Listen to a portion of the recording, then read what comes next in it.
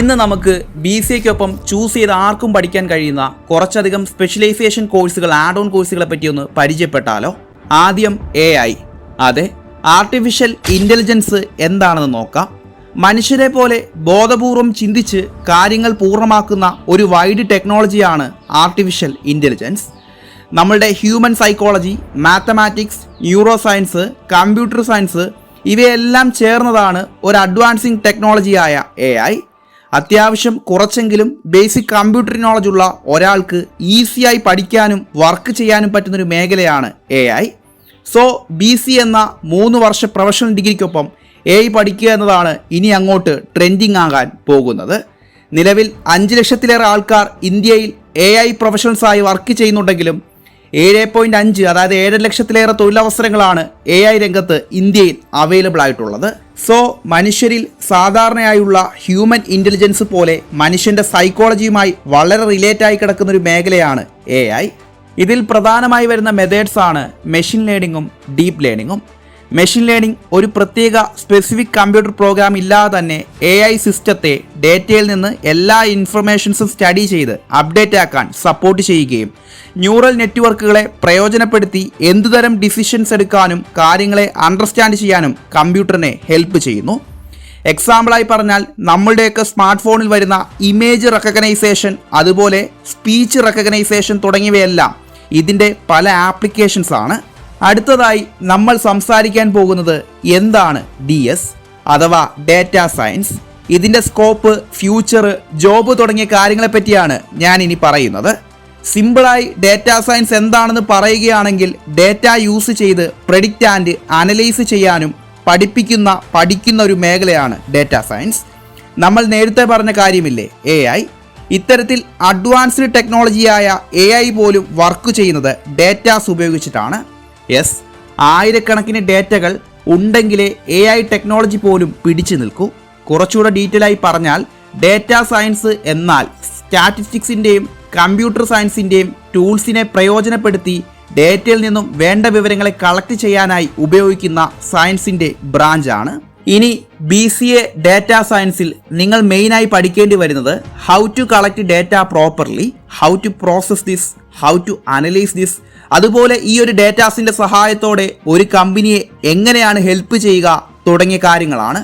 For example, ഫ്ലിപ്കാർട്ടും നെറ്റ്ഫ്ലിക്സും ആമസോൺസൊക്കെ നമ്മുടെ മനസ്സ് തിരിച്ചറിഞ്ഞ് നമ്മൾ ഉദ്ദേശിക്കുന്ന പ്രോഡക്റ്റിൻ്റെ അഡ്വർടൈസ്മെൻറ്റ്, ഓഫർ പ്രൈസ്, അതല്ലെങ്കിൽ shows, cinema programmes, musics, albums ഒക്കെ നമുക്ക് സജസ്റ്റ് ചെയ്യാറുണ്ട്.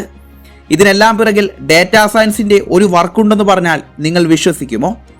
വെറും ഗൂഗിൾ ടെസ്റ്റിൽ തന്നെ ഒരു ഫുഡ് ഐറ്റംസോ, സിനിമാ പേരോ, ഡ്രസ്സോ, ഡെയിലി യൂസ് ഐറ്റംസോ എന്ത് സെർച്ച് ആക്കിയാലും അതൊക്കെ ഇൻസ്റ്റാ ഫീഡിലൊക്കെ വന്നു പോകുന്നത് നമ്മൾ കുറേ കാണാറില്ലേ?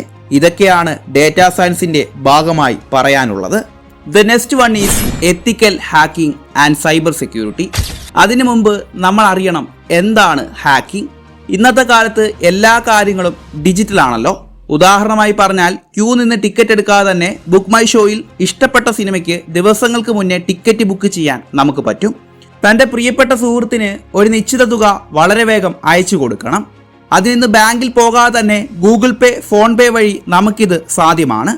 പുറത്ത് ഷോപ്പിങ്ങിന് പോകാതെ തന്നെ എത്ര വില കുറഞ്ഞതും കൂടിയതുമായ സാധനങ്ങൾ നമുക്കിന്ന് ഫ്ലിപ്കാർട്ട്, ആമസോൺ വഴി ബുക്ക് ചെയ്യാൻ കഴിയുന്നതൊക്കെ വളരുന്ന ഈ ഒരു ഡിജിറ്റൽ യുഗത്തിൻ്റെ പറയപ്പെടേണ്ട സവിശേഷതകൾ തന്നെയാണ്.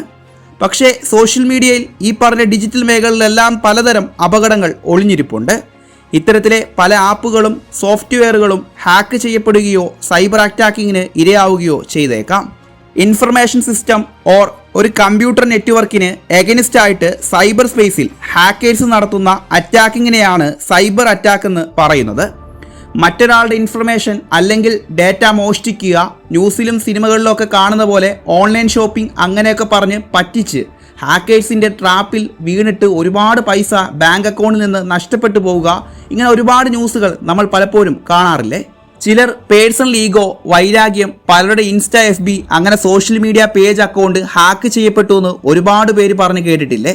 യെസ്, നമ്മുടെ ഇൻഫർമേഷൻ സിസ്റ്റം ഓർ ഡേറ്റ, അതുപോലെ കമ്പ്യൂട്ടർ ഡിവൈസസ്, നെറ്റ്വർക്ക്സ്, ഇതിനെ എല്ലാത്തിനെയും പലതരം ഹാക്കേഴ്സിൻ്റെ പല വെറൈറ്റി അറ്റാക്കുകളിൽ നിന്നും പ്രൊട്ടക്റ്റ് ചെയ്യുന്ന ആ ഒരു പ്രാക്ടീസിനെയാണ് സൈബർ സെക്യൂരിറ്റി എന്ന് പറയുന്നത്. ഇപ്പോൾ ക്ലിയർ അല്ലേ? Next, cloud computing. Cloud computing refers to the delivery of computing services including servers, storage, databases, networking, software, analytics and intelligence. ഇനി ടൈപ്സ് ഓഫ് ക്ലൗഡ്സ് നോക്കിയാൽ തന്നെ public clouds, private clouds, hybrid clouds എന്നിങ്ങനെ തിരിക്കാൻ പറ്റും. Private clouds എന്നാൽ ആ ക്ലൗഡിലെ മുഴുവൻ ഫയൽസും കാര്യങ്ങളും അതിൻ്റെ ഓണറിന് മാത്രമേ കാണാൻ കഴിയൂ. എക്സാമ്പിൾ, ഒരു കമ്പനിയിലെ മുഴുവൻ ഡേറ്റാസും ആ കമ്പനിയിലെ എംപ്ലോയീസിന് മാത്രം കാണാൻ കഴിയുന്ന ക്ലൗഡാണ് പ്രൈവറ്റ് ക്ലൗഡ്.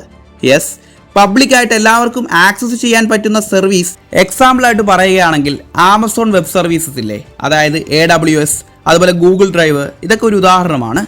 ഹൈബ്രിഡ് ക്ലൗഡിലേക്ക് വന്നു കഴിഞ്ഞാൽ ബോത്ത് പബ്ലിക് ആൻഡ് പ്രൈവറ്റ് ക്ലൗഡിലെ ഒരേപോലെ വർക്ക് ചെയ്യുന്നൊരു പ്രത്യേകതയാണ് ഇവിടെ വരുന്നത്.